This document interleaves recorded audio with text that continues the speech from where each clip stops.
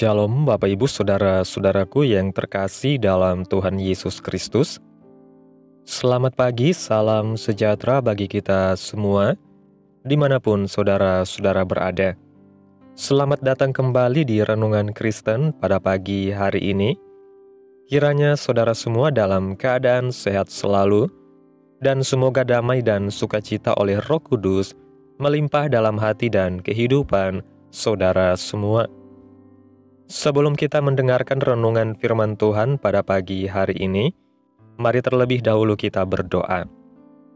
Bapa kami yang di sorga, Bapa yang kekal ajaib, Bapa yang penuh kasih sayang, Bapa yang kami muliakan dan kami sembah, di dalam nama Tuhan Yesus Kristus, kami mengucap syukur Tuhan, oleh karena anugerah-Mu di sepanjang hidup kami. Hingga pada hari ini, kami boleh ada sebagaimana kami ada, semua karena berkat dan anugerah Tuhan dalam kehidupan kami. Pada pagi hari ini ya Tuhan, kami akan mendengarkan firman-Mu. Berbicaralah ya Tuhan, jamah hati kami, berikan kami pengertian untuk dapat memahami firman-Mu, dan ajar kami untuk dapat melakukan firman-Mu di sepanjang kehidupan kami. Berfirmanlah ya Tuhan, kami sudah siap mendengarkan firman-Mu. Di dalam nama Tuhan Yesus Kristus, kami berdoa. Amin. Bapak Ibu Saudaraku yang terkasih, ayat renungan kita pada pagi hari ini terdapat dalam Injil Yohanes pasal 2, ayat 1-11, yang berkata demikian. Pada hari ketiga, ada perkawinan di Kana, yang di Galilea, dan ibu Yesus ada di situ. Yesus dan murid-muridnya diundang juga ke perkawinan itu. Ketika mereka kekurangan anggur, ibu Yesus berkata kepadanya, "Mereka kehabisan anggur." Kata Yesus kepadanya, "Mau apakah engkau daripadaku, ibu? Saatku belum tiba." Tetapi ibu Yesus berkata kepada pelayan-pelayan, "Apa yang dikatakan kepadamu, buatlah itu." Di situ ada 6 tempayan yang disediakan untuk pembasuhan menurut adat orang Yahudi. Masing-masing isinya 2-3 buyung. Yesus berkata kepada pelayan-pelayan itu, "Isilah tempayan-tempayan itu penuh dengan air," dan mereka pun mengisinya sampai penuh.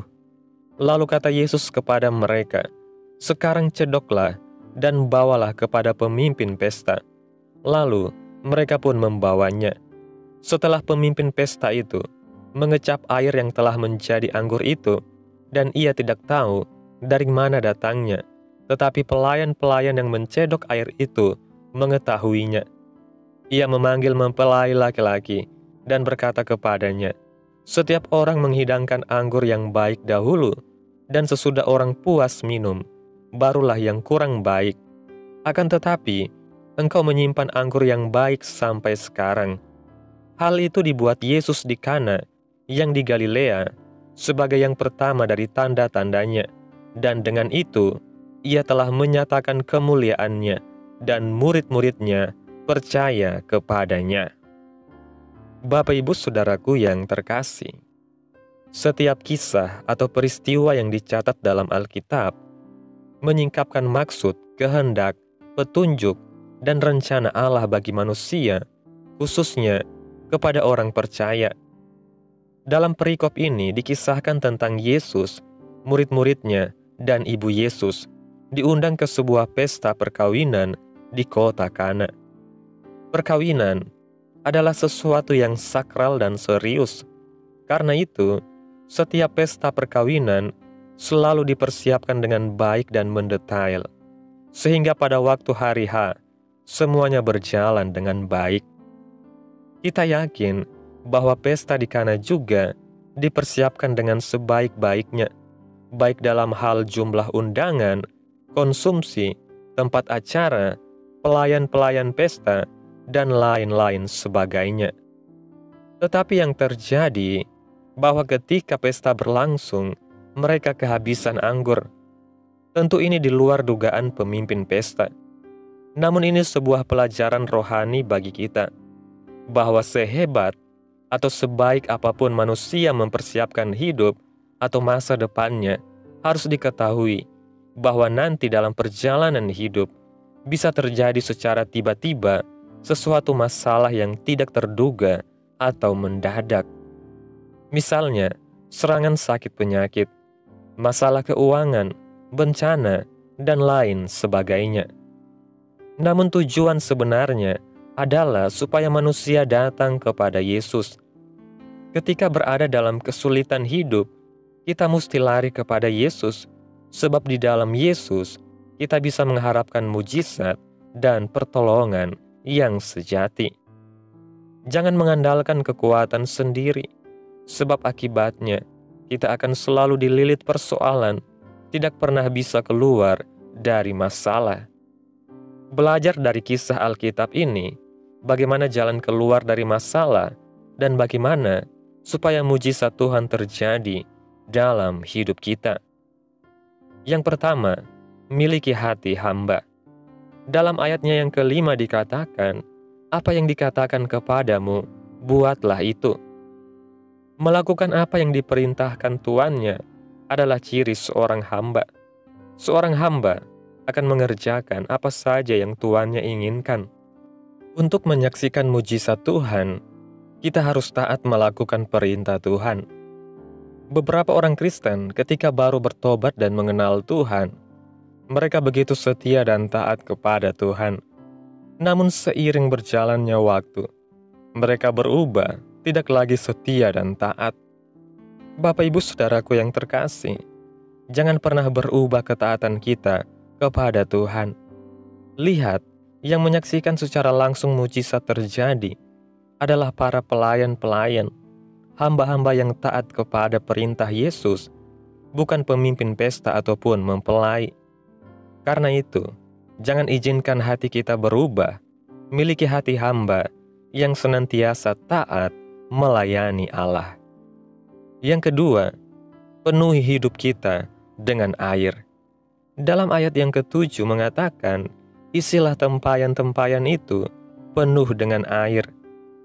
Menurut kebiasaan orang Yahudi, dalam sebuah pesta selalu disediakan tempayan-tempayan yang berisi air untuk membasuh kaki dan tangan para tamu undangan. Air dalam tempayan itu kemudian akan menjadi kotor. Dalam Alkitab, tubuh kita digambarkan sebagai bejana atau tempayan.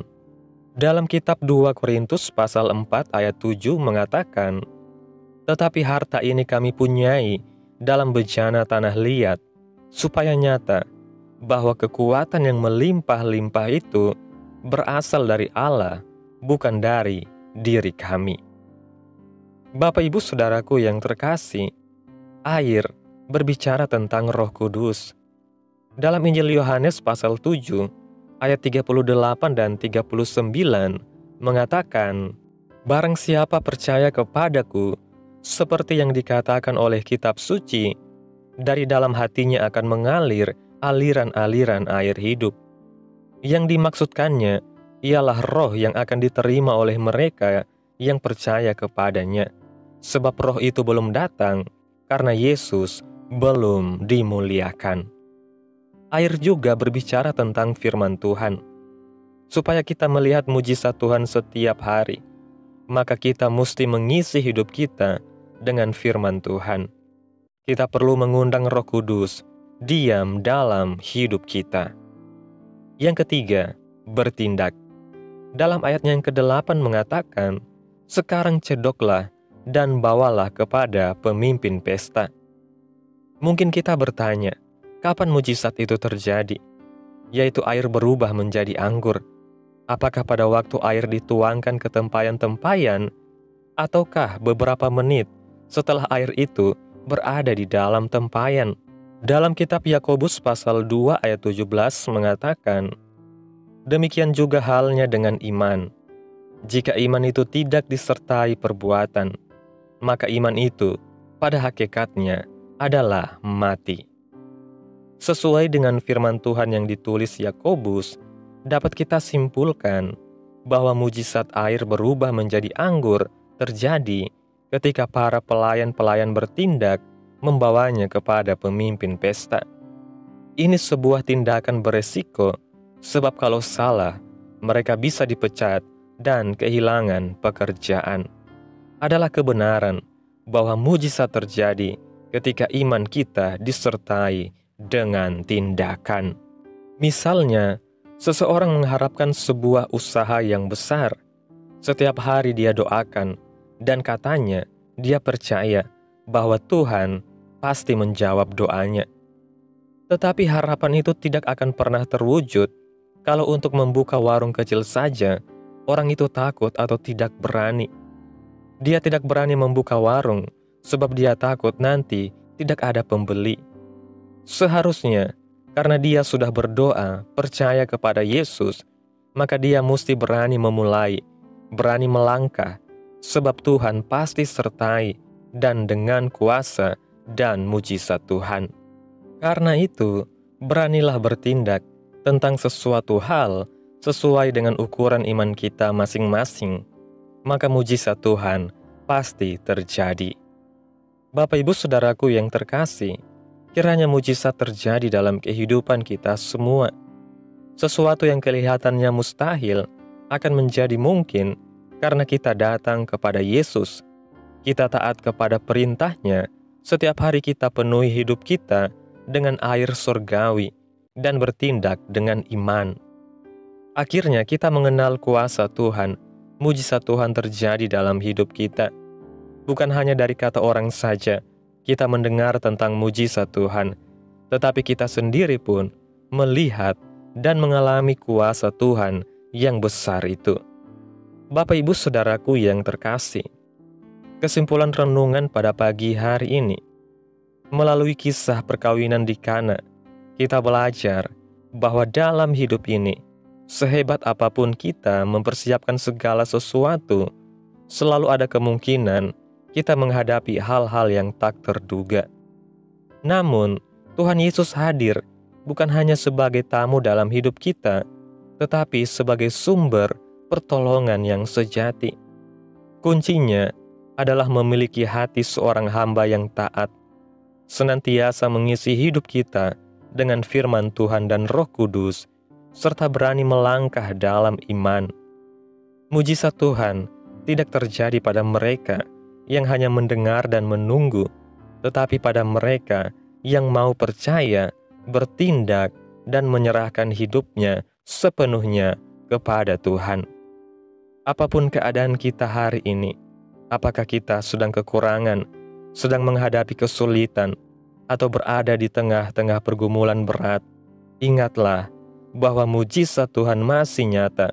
Sama seperti air yang diubah menjadi anggur, Tuhan sanggup mengubahkan keadaan kita ketika kita datang kepadanya, taat, dipenuhi firman, dan melangkah dengan iman. Percayalah, Tuhan punya cara yang ajaib untuk menyatakan kemuliaan-Nya dalam hidup kita. Amin. Tuhan Yesus memberkati. Demikianlah renungan firman Tuhan pada pagi hari ini. Biarlah menjadi berkat bagi saudara semua dan dapat kita lakukan dalam setiap kehidupan kita. Pada hari ini, sebelum kita memulai segala aktivitas kita di hari ini, mari kita berdoa. Bapa kami yang ajaib dan mulia, Bapa di dalam kerajaan sorga, Bapa yang kami puji dan kami muliakan, di dalam nama Tuhan Yesus Kristus, kami bersyukur Tuhan atas pertolongan-Mu dan penyertaan-Mu, serta atas berkat-Mu dalam hidup kami. Kami berbahagia dan bersyukur atas kebaikan Tuhan pada hari ini. Tak berkesudahan kasih setia Tuhan, tak habis-habisnya rahmat-Mu, selalu baru tiap pagi. Besar kesetiaan-Mu Tuhan dalam kehidupan kami. Terima kasih buat firman-Mu hari ini Tuhan.